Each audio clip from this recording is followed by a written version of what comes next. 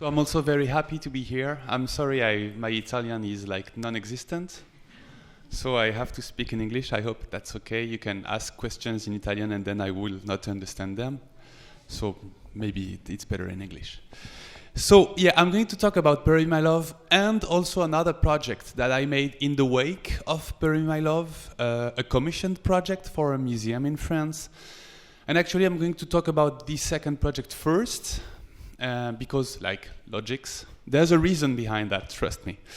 But before that, a little bit about me and my company, the Pixel Hunt, which is roughly the same because I'm kind of the only one in the Pixel Hunt, so yeah. I used to be a journalist. I've been a journalist for 10 years before creating the Pixel Hunt. I was a children's journalist for the French press group Bayard Presse. So I made a lot of games for kids, and games in which we tried to teach them things about, for instance, the Egyptian gods or lots of other topics. And it was working pretty well, actually.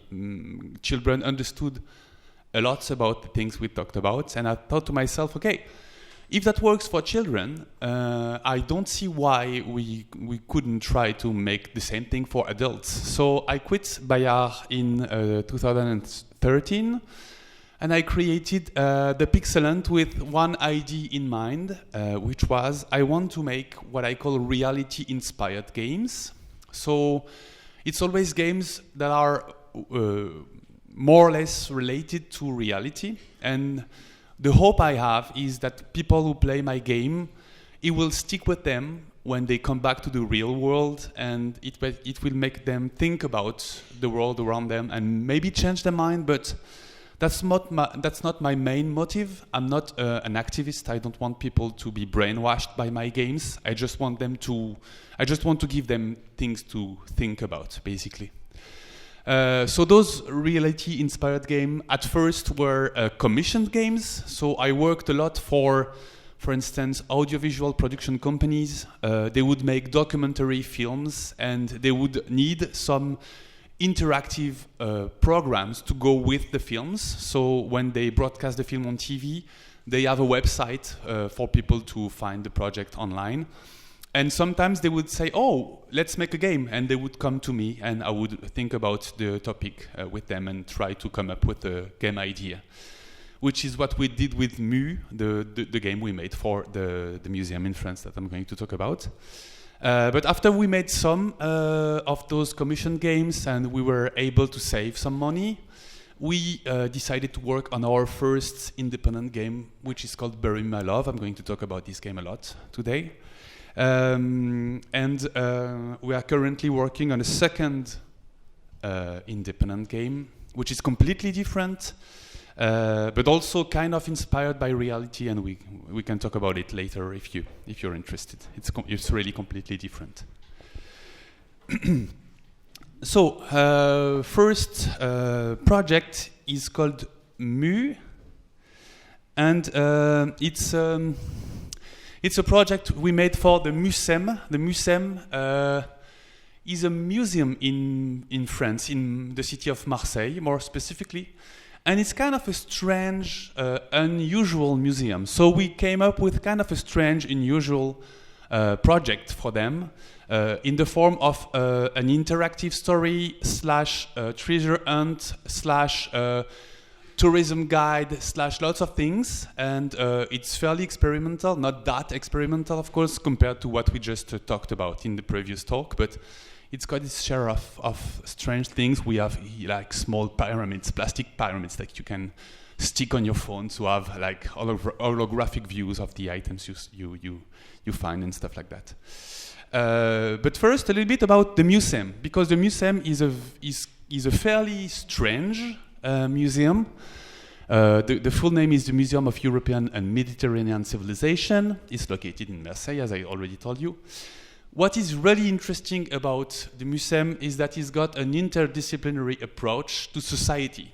So the only aim of the Muceum is talk about the societies that developed all around the Mediterranean Sea throughout the ages, which means that in the collections of the Muceum you can find very old, rare, common days items. For instance, a fork from like 2,000 years ago. But you can also find everyday life, nowadays, everyday life items. For instance, Olympique de Marseille jersey, for instance. Everything that says something about the life and the civilization around the Mediterranean Sea could potentially be a part of the collections of the museum, which is unusual though, because when you go to the museum, you kind of expect to see paintings or sculptures or art pieces, things that would be uncommon, things that you would not have in your own room or home, for instance. That's not the case with the Muceum, because the Muceum is really here to make us think about what civilization means, what it means to be human, what we're building together as a society. And that's something that people who come to the Muceum have sometimes trouble understanding, because it's not that usual for a museum to showcase everyday life items.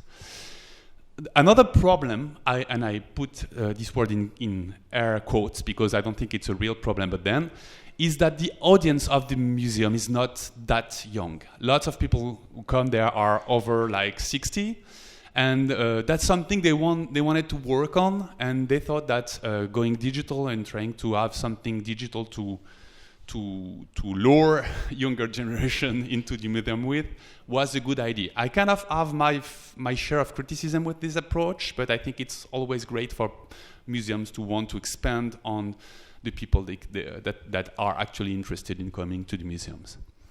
So the audience is also very puzzled by what the museum actually is, because when you see an exhibition about soccer next to an exhibition about for instance cutlery in the Arabic world, you come to ask the question, what is this museum about? Like, is there going to be an exhibition about each and every part of the everyday life and of the past lives? And the reason actually, the answer actually is yes, there could be.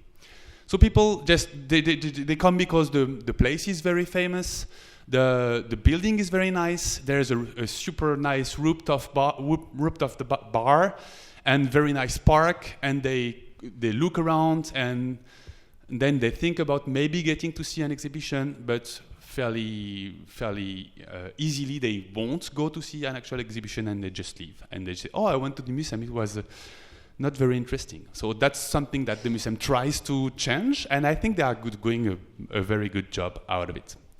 So when they approached us, they asked us, we want something that would appeal to the younger generation. We want something that would make people understand what the museum is. We want something that would be like technology savvy, because we know that our audience doesn't necessarily have the latest pieces of technology, so it's always complicated to ask for people to have the very high-end devices when they come to a place.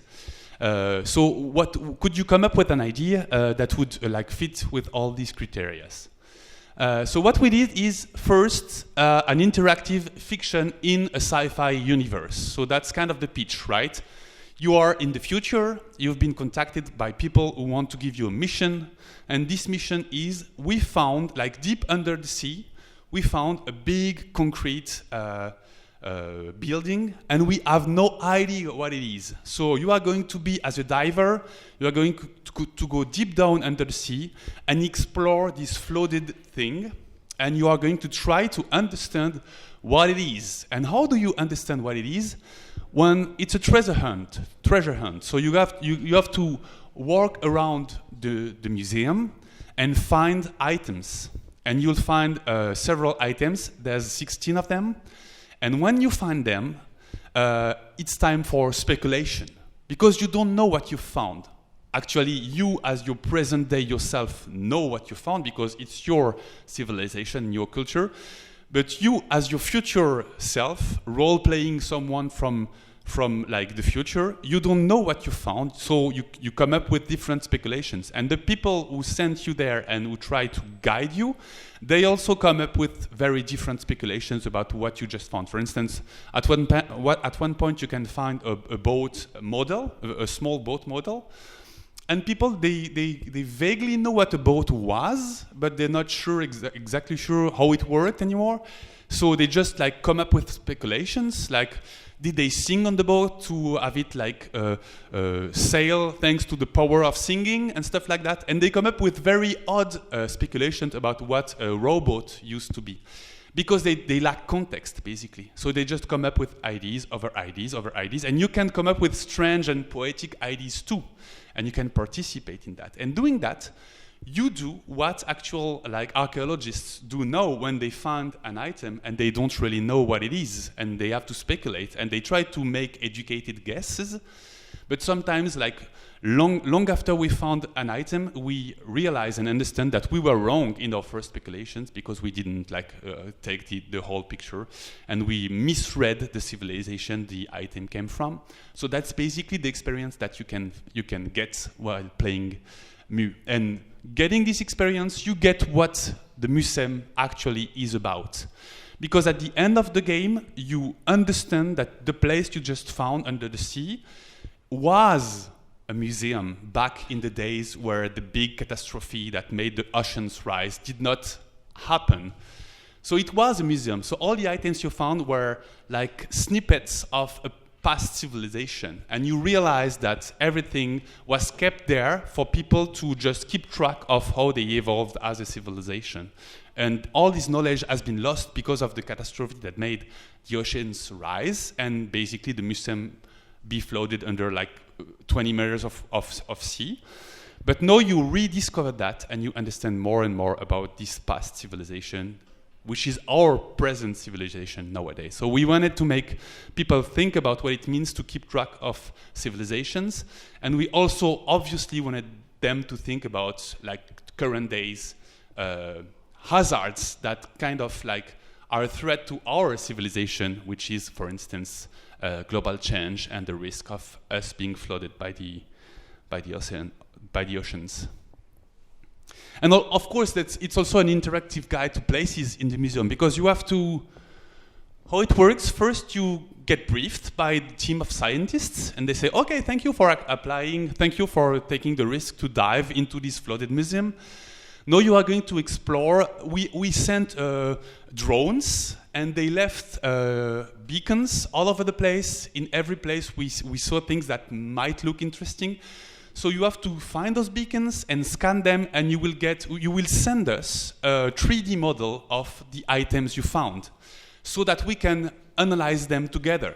So you roam the museum, you explore all the places in the museum in search of those beacons. You scan them with your camera, and that's also why we use those plastic pyramids you saw, because we just wanted to turn your current day phone into somehow cheap, futuristic sci-fi device. And those pyramids, they are fairly simple, but they work kind of great at it, because it turns your phone into something magical. I can see the item in 3D. So you send back those items to your scientists, and then you have a discussion with them about what could this be? What could this item be? And you make those speculations. And when you send your speculation, it's sent back to a screen inside the museum, and it's broadcast inside the museum in real time. So people would see a screenshot of the item and a writing of what your guess is. This user just found this thing, and the description obviously is not what the item is. So people would scratch their head and say, "What is that?" And then they would probably try to get the app themselves and try to dive into the experience themselves. So, for instance, this is a model from a building from Cairo, which is actually present in one of the permanent exhibitions in the museum. But when you scan it and when you send it to the scientists, they come up with completely crazy ideas about what it is, and you can jump on the bandwagon and add other crazy ideas and just speculate on what it is. And at the end of the experience, when you scanned at least 6 items, but it can get up to 16 items, you get to find a USB stick, and on the USB stick are the official all the official notes that the museum keeps that actually say what every item really is. So your scientists, they figure out that they actually discovered a museum. And even the concept of museum was kind of forgotten to them. So it's kind of odd, but they understand what this place used to be about. And then you can, basically the game is over and you can quit it. So why did we use a phone and a chat application? Well, first, almost everybody has a smartphone nowadays. I wouldn't go as far as to say everybody because it's not true, but almost everybody. And as there's a public Wi-Fi in the museum, it's very easy, even if you didn't plan it before coming to the museum. If you arrive and you have your phone and you see that there's public Wi-Fi and you see those strange messages and you can ask for a plastic pyramid at the check-in in the museum, and you can download the app, and even if you didn't plan for it, you can just jump into Mu very easily, which is something that we definitely wanted to take care about. We wanted to be as few barriers to entry as possible with this project. So also the onboarding is really easy because the first contact you have with the application is receiving and sending text messages, and even my mom knows how to send and receive text messages. She's kind of the lowest bar when I have to evaluate the difficulty of playing a project. And it's really easy to just have your phone and roam around the museum. And you don't, once you downloaded the application, you don't even need to have a connection. We don't use geolocalization because it's not very precise indoors. We just like download the app and then you scan the beacons, and so everything is on your phone, so it's very easy to roam around. And those plastic pyramids to have those holograms on the top of your phone are super cheap, and it gives a cool steampunk vibe on your phone that suddenly turned into a futuristic device. Even though I'm not a super fan of disposable things because you know how they end up. The cool thing is you can find lots of videos online that use the same principle of like holographic views. So people like actually keep those pyramids back home and they use them just for the sake of showing people that, oh, look what I can do with my phone, which is at least something. And it works well with the narrative. Like you're a diver, you're in contact with people like at the surface, and they guide you, and you're basically fairly blind, so they have to give you hints at where to go next. So that works well with having a phone. And basically, the feedback from the audience has been fairly good with this experience. It's kind of unsettling because people think they are downloading some very classic audio guide or like digital guide that would be very serious, and they don't necessarily expect to be caught in fiction and be like sent to the role of a futuristic diver, archaeological diver. But when they agree to suspend their disbelief and say, okay, I'm going to play by the rule of this game, it works really well and it makes for a very interesting experience for them. So this is like the second project we made with a phone-based chat interface, and we made that because we were able to build up on the experience of our first project, which is on a completely different level and on a completely different topic. And it's called Bury My Love, and I don't know if some of you know the game already, but don't worry, we have this little trailer just for you to have a general idea.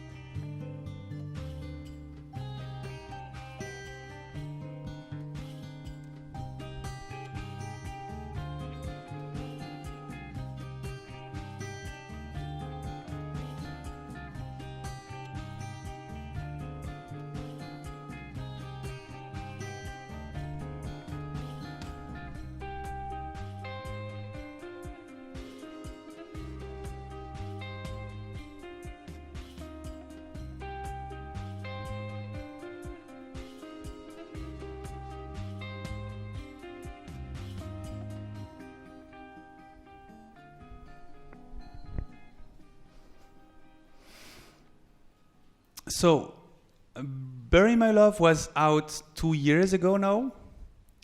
Oh, I skipped a slide. And it's, as I already told you, a reality-inspired game. But it's based on specifically true events. And one specific piece of article that I read on French newspaper Le Monde, which was called The Journey of a Syrian Migrant as Told by a WhatsApp Conversation. So I bumped into this article in 2015, and it was like French journalist named Lucie Soulier, who got in touch with a Syrian woman named Dana in Turkey.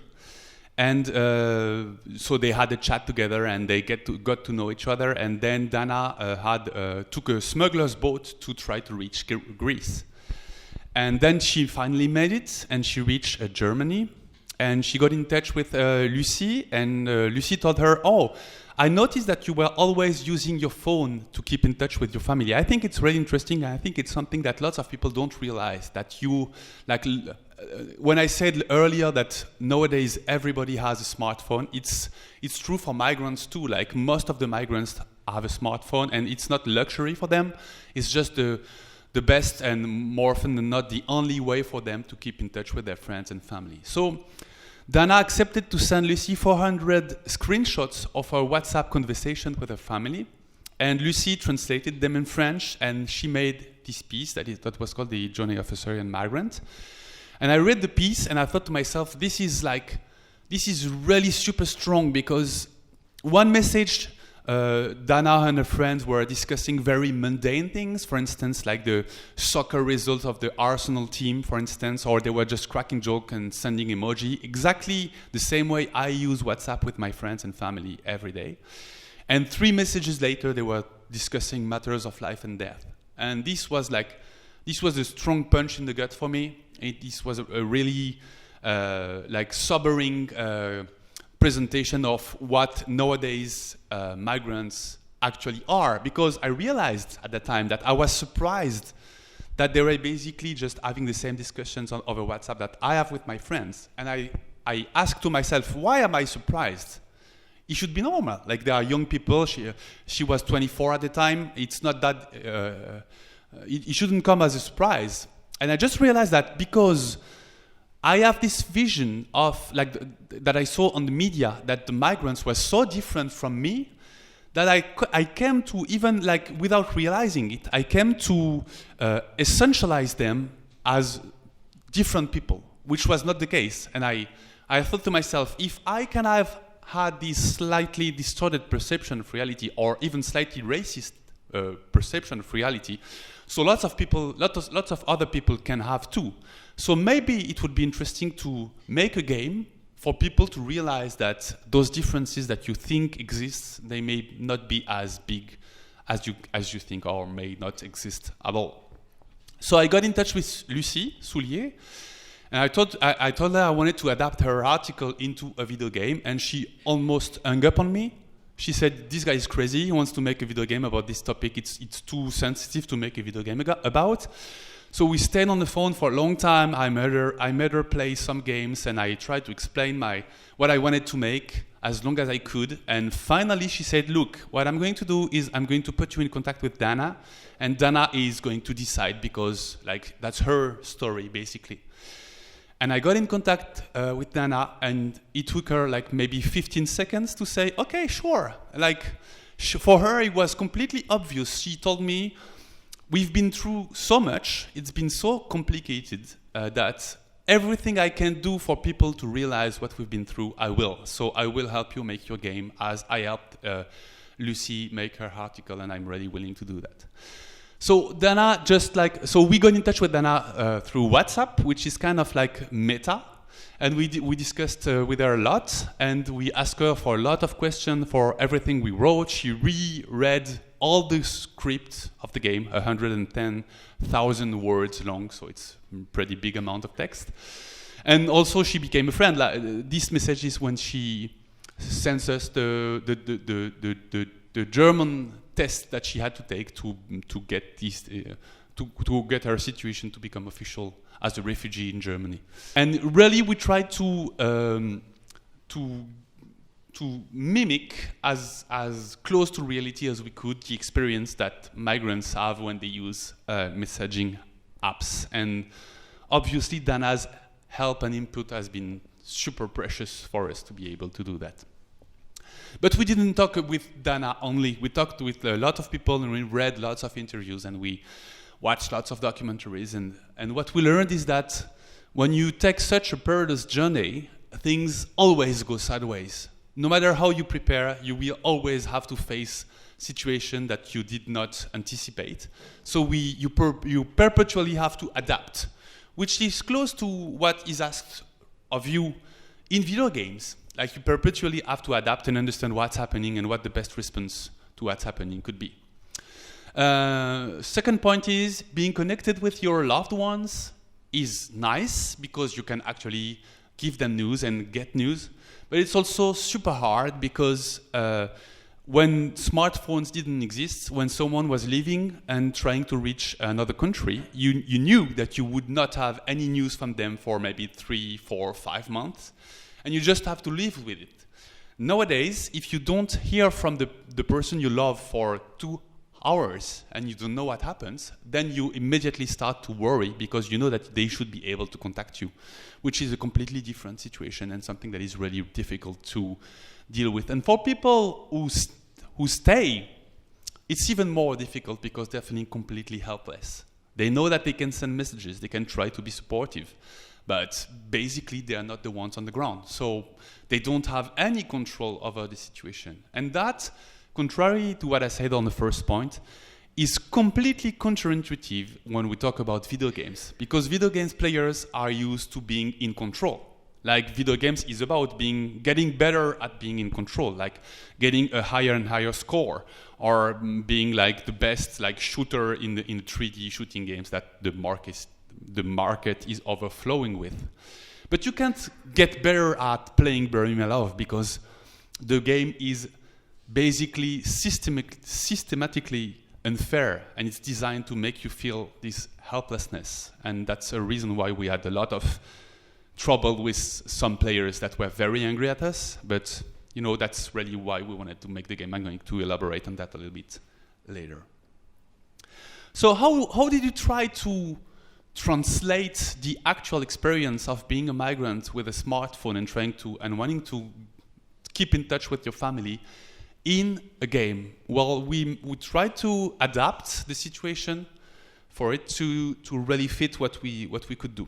The first thing we really wanted to do is put you, when I say you, I mean you, the player, in a situation where you're not the one who's on the ground. We didn't want to make like a simulation in which you would have to run and hide away from patrol guards, border guards and stuff like that, because we thought it would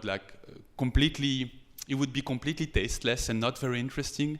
We wanted to make you in a situation where you are not on the ground. So you, as the player, you play as Majd. Majd is Noor's husband, and he's staying in Syria because he has his mother and his grandfather to take care of, so he can't go with her.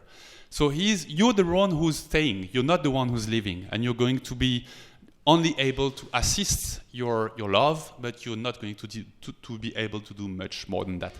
When I say you're playing as Majd, that's also another thing I have a problem with, because you're not Majd, and nobody who actually can afford the luxury to get the game and play the game is a migrant, and I don't wish it on anybody. I don't want anybody of you to have the actual life experience of being in this situation. So sometimes Majd will say or do things that you as a player would not want to say or do, but that's part of the thing, right? The story is not about you, it's about them. So that's the reason why I don't like to say you are Majd. You are kind of the Majd conscience. When he hesitates in between two answers, then you can shove him to choose one of the two answers, but you can't do much more than that.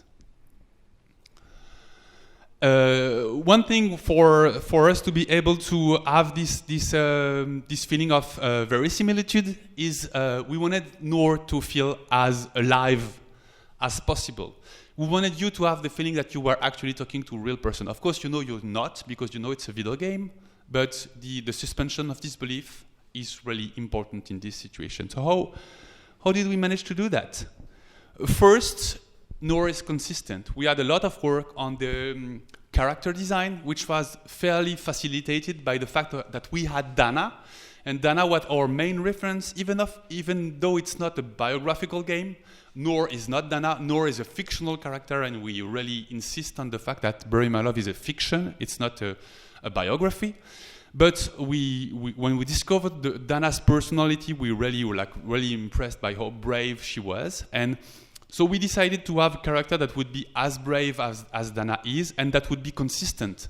No matter the choice you make, she will react to situations in the same way that she is. So each time we were writing scripts and we were imagining situations inspired from real life situations, we would ask ourselves, how would Dana react? Instead of what do we want to say with this scene? What we wanted to say didn't really matter. We wanted for you to feel that Noor was a real person, and for that she had to be consistent.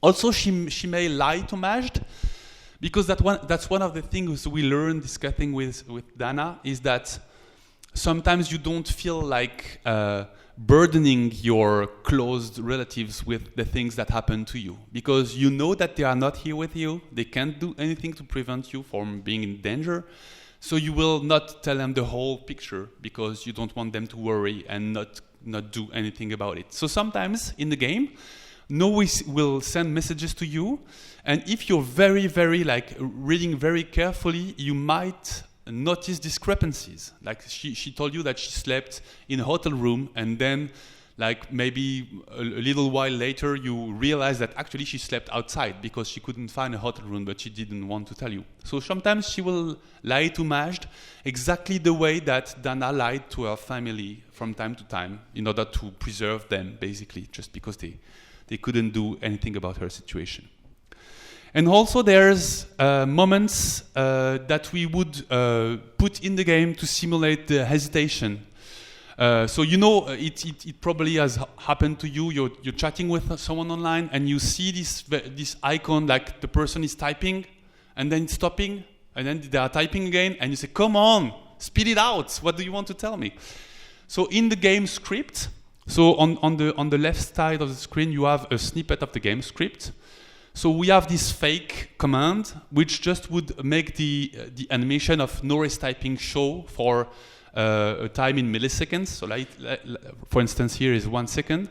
So she would just type for 1 second and then wait for 2 seconds and then she will answer, just for us to be able to stage the fact that she would like to say something but she doesn't. She holds off because it would be angry and stupid, or because she doesn't feel confident enough, or for any reason. And those are the small details that make you, as a player, really believe in the character you're talking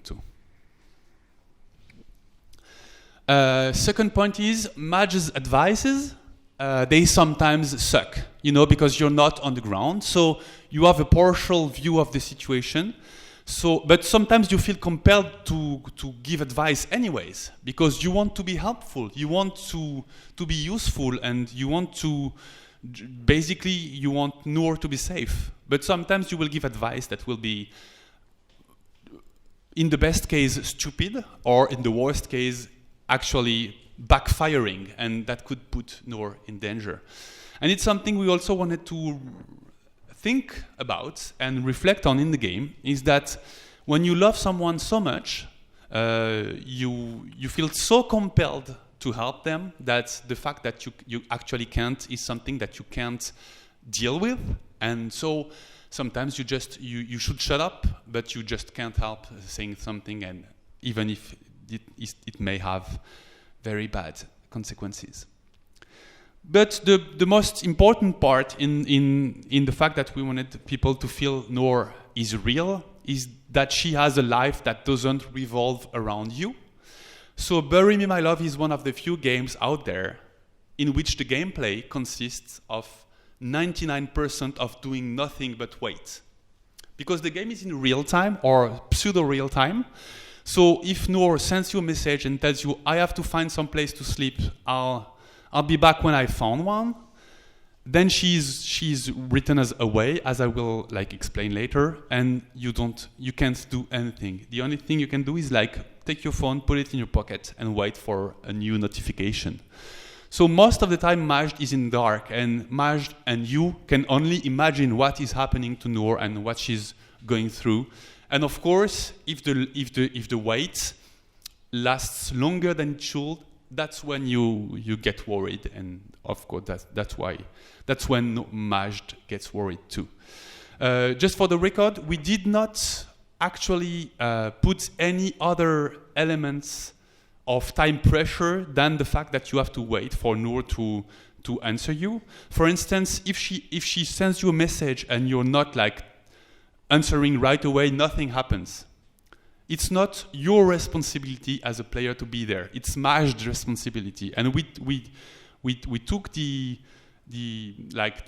decision to make that Majd is always there for Noor. He takes his shower with his phone nearby.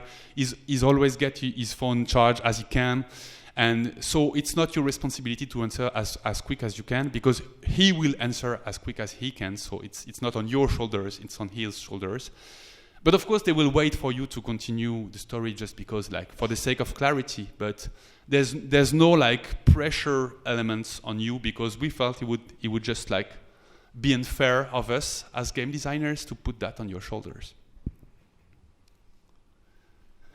So to convey the status of Noor having her own life, we have this like in the top bar of the application, we have this little like mugshot of Noor, and there's a little dot that shows her status. So she can be online. When she's talking to you, she's online.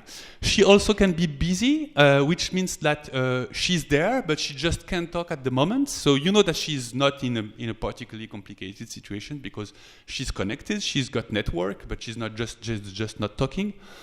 Or she can be offline, completely offline, and that can be for a variety of reasons. That can be because she has no coverage, no battery, or because something happens to her. So just by using the interface, we tell the story also of what happens and how it happens.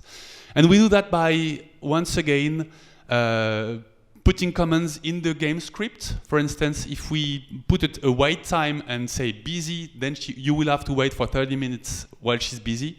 And if it's away, you will have to wait 92 minutes, and she's away. So when we write the script, we have the control over her status, not only what she says or what you say, and the choices you can make, but also the status, the waiting time, the moments when she hesitates, and so all is controlled by us when we write the script, basically. So this is an example of script, and this is to show you that we also try to make moments that would feel natural to the player. Like, for instance, one of the game design guidelines would be you never solicitate a player if you don't give them something to do, which in our case would translate into every time you send a notification to the player, they would have to make a choice. But that would be prioritizing the experience of the player over the experience of the story we wanted to tell. So that's not what we did. So sometimes in the script, we have moments where she sends you a message, hey, we are about to get cut out. And then you discuss for 4 messages without making any decision, any choice, and then she's busy again. She's away again. So those are moments like that would be that would happen in real life. Your girlfriend or boyfriend would send you just a quick message to just give you an update of the situation, and they would not expect any particular crucial answer from you. So that's what we put in the game, even though it would probably be frowned upon by top-notch game designers in the context of normal games. Second point, I already talked about it a little bit, is that you are not in control. Like, you basically control next to nothing in the game, and that's by design, that's on purpose, that's something you already felt we needed to have. That doesn't mean that the game state doesn't change according to your decision, because you're still making decisions and things are still happening, and 2 playthroughs of Bury My Love are not the same. There's 19 different endings and lots of different things that can happen. But we wanted to, you really wanted to forbid you as a player to try to maximize your decision just to beat the system. We wanted to hide the system away from you, just for you to be able to kind of role play it and play it with your heart instead of your brain. So Noor is defined at any given moment by 3 variables. She's got her money. She leaves Syria with a certain amount of money, and it's going to go up and down all during all the journey. She's got a relationship with you, a love for you, or at least a love for Majd. As I said, you are not Majd.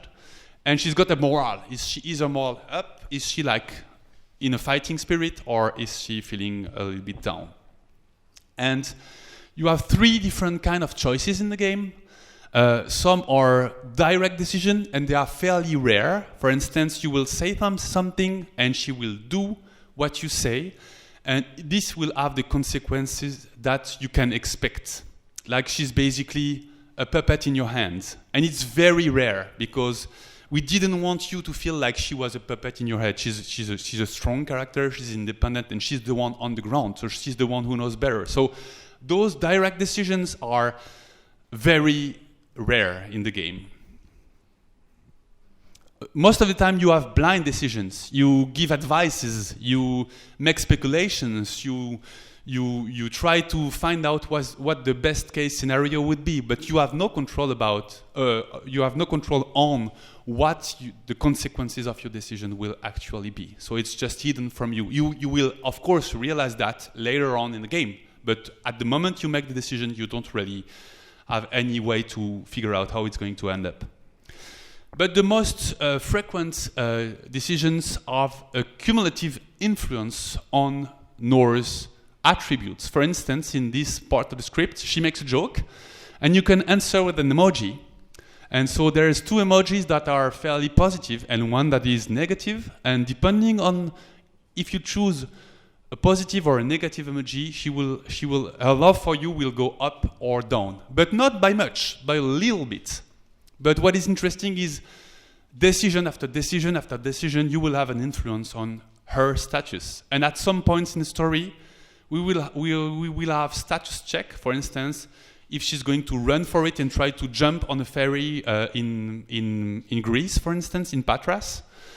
If she doesn't have at least 60 points of morale, she can't find the strength to do it. But we didn't give you the opportunity to give her the motivational talk that will make her do that. No, it's just like the relationship you had with her, completely in the dark, that would just have consequences that you are not really realizing why it's happening that way. So in any case, those variables are never displayed because we don't want you to try to be good at the game. We just want you to play as you would in a normal situation. And for instance, we at one point in the development of the game, we thought about having this mood indicator next to Noor's status that would depend on her morale and her love for you. So depending on where she would be on that grid, her mood would change. But even that we felt was too extra diegetic. We felt that even that would give you too much to try to maximize your decisions, and that's really something we didn't want you to do in this particular context. So we dropped the feature completely. And the third point to make you actually feel this experience and realize what it is like is that obviously in our 5-month-long documentation phase, we had a lot of opportunity to realize that life is not fair, and we wanted to reflect on that, and we wanted to show that in the game.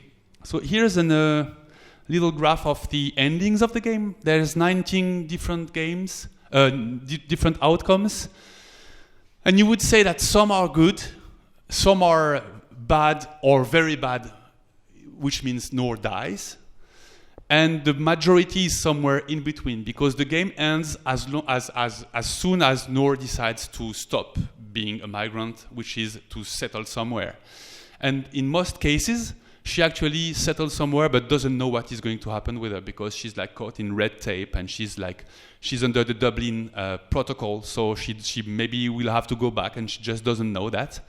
And that's just things that we gathered as documentation and that we wanted to reflect on in the game. So we tried to come up with percentages of endings that would actually reflect that. And even if there are 19 different outcomes, actually you can reach the end in 39 situations. So some outcomes you have more than one path to get to them.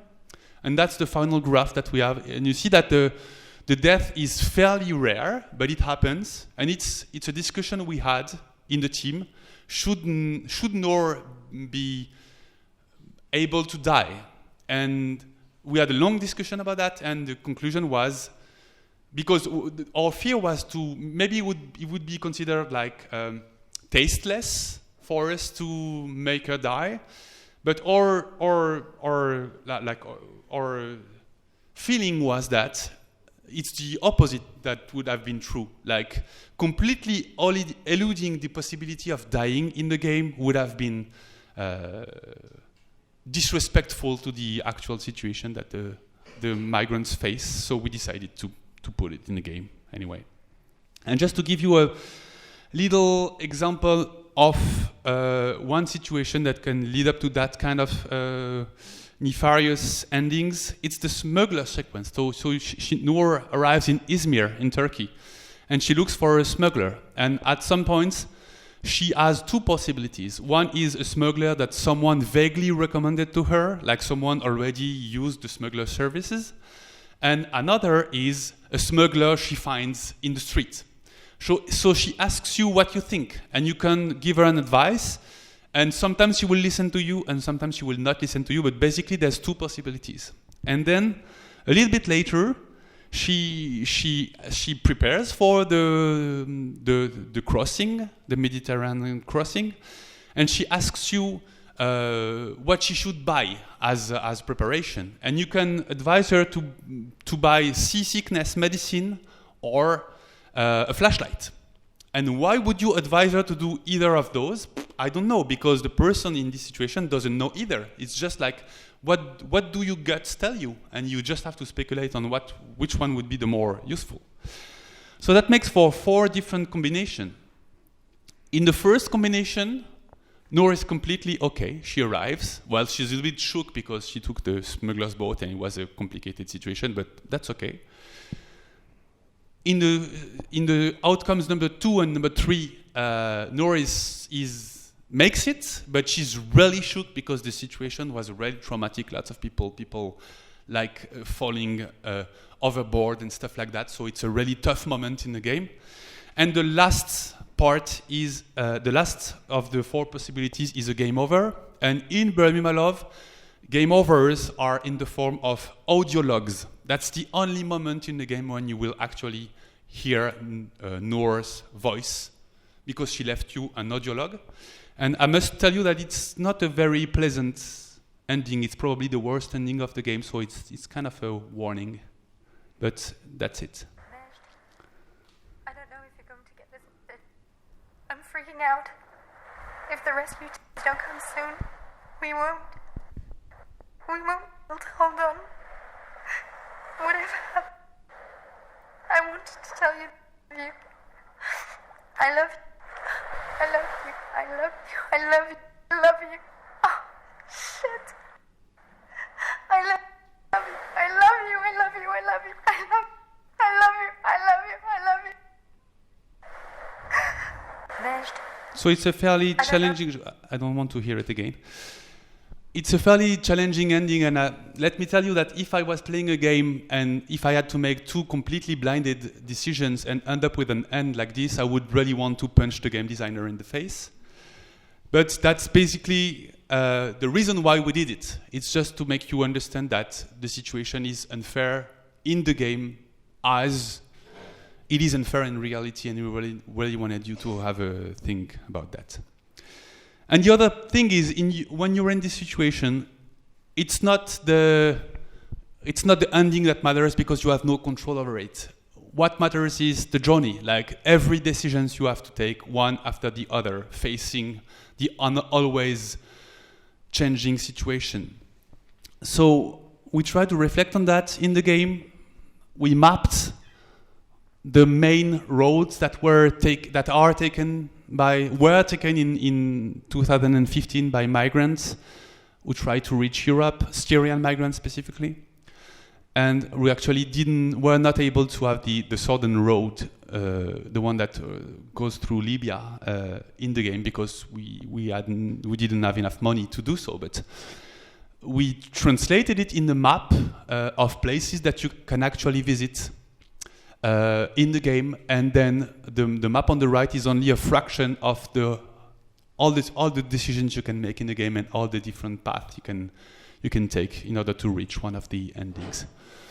So it's a journey without moving because Majd doesn't move, but in the game you have this map that shows you where Noor is, like as if she was tracked with a GPS in her phone.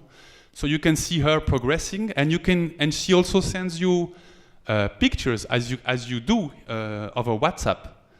So she can show you what she's going through, the good times, some of them, the bad times, some of them also. And the times in between where she's just trying to face the situation as well as she can. And you just like in the journey with her, even though you're not really her physically here with her. And then you get to an end. And there's no save points in the game. Or actually, the game saves progress. So you progress once. But once you get an ending, you can't come back to one specific moment and change your mind. It's not a feature that's in the game. It's not possible. So when you reach an ending, you only have two possibilities. The first one is you restart from day one. Because even if we got inspired by Dana a lot, we also got inspired by a lot of other people, and Forest Noor is more like a metaphor of thousands, hundreds of thousands of destinies of people who tried to make this journey. So each time you do another journey, it's a new person, it's a new Noor, it's a new representation of what those migrants had and still have to face. So that's the first possibility, but that's basically not what I personally advise. My best advice is you never play the game again. It's probably a game that's designed to be played only once, and I'm completely fine with that. I don't really care about replayability in games, or more specifically in this game, we really completely didn't care about making it replayable.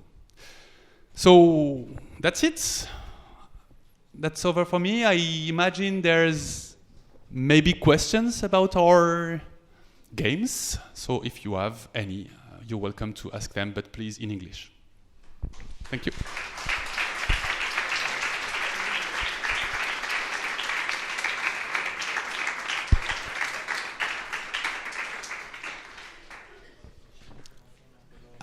I'm not sure. It's this one? Yeah.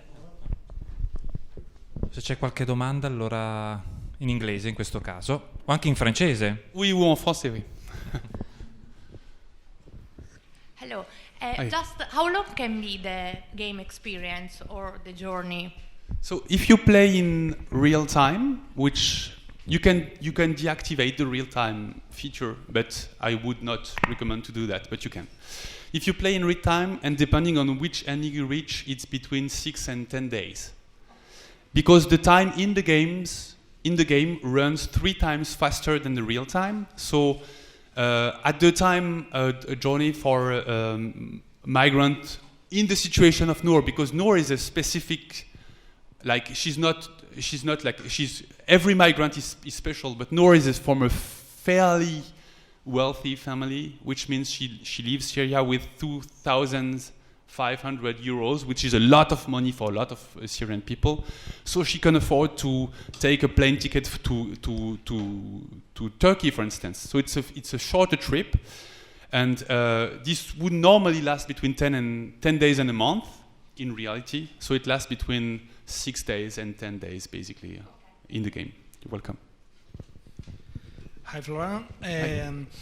The question I want to do is about replayability, because I reviewed the game and I liked very much the game, but in the review I wrote, I remember one of cons was about the game is not easy replayable.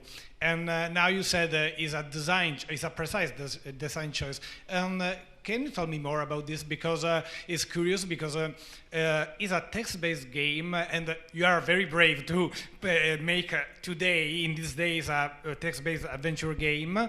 And so why did you choose to it wasn't important for you, the replayability of the game? Well,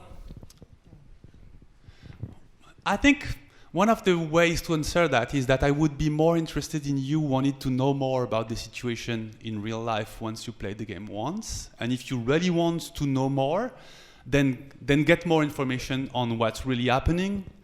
Because I don't really see the point of you wanting to get the 19 different endings, for instance. Like, I can see that. I understand how completionism works. And I understand that some players are really into getting all the achievements or getting to all the endings. But in this specific context, apart from breaking your heart 19 times, I don't see like, for me, once you reach one ending, my point as a game designer is made. That you are still free to restart from day one and try another thing.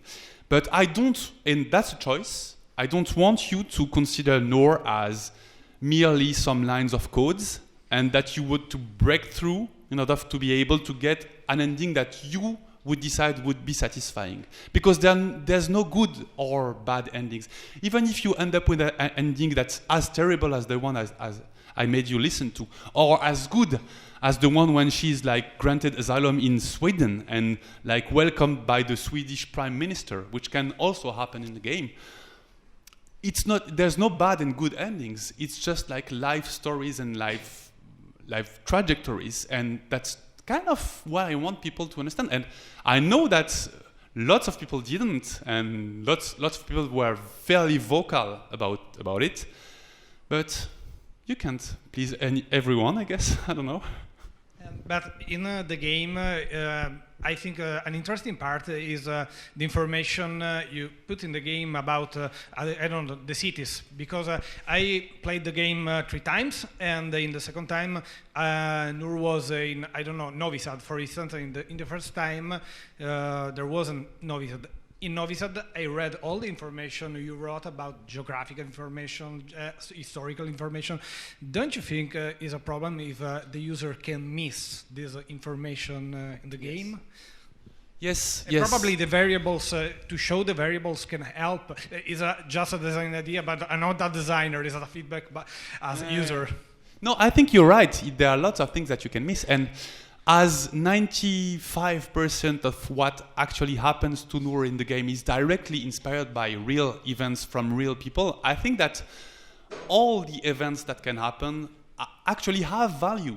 And yes, you could argue that living through all those experiences make you have a better idea of the whole scope of what migrants can go through. But once again, I hope that if you really care about what is told as a story in this game, then the reality is there for you. And the situation of the migrants has been covered by a lot of very talented journalists. And I think if you really want to know more, then there's lots of press outlets out there that can tell you really more about the real situation. And it's okay to play it and live it through a fiction, but I would like people to jump this little step and say, okay, so know the real situation, what is it, and maybe also what can I do about it. And even if it's just like not be a dick to people that you will see in the streets or in the station, or that are like visibly migrants that are roaming because they are they don't know where to go anymore. Even if it's just not being a dick towards them, it's already some impact on the real world that I think is interesting. Thank you. You're welcome. E direi che è giunta l'ora di pranzo, so it's lunch time.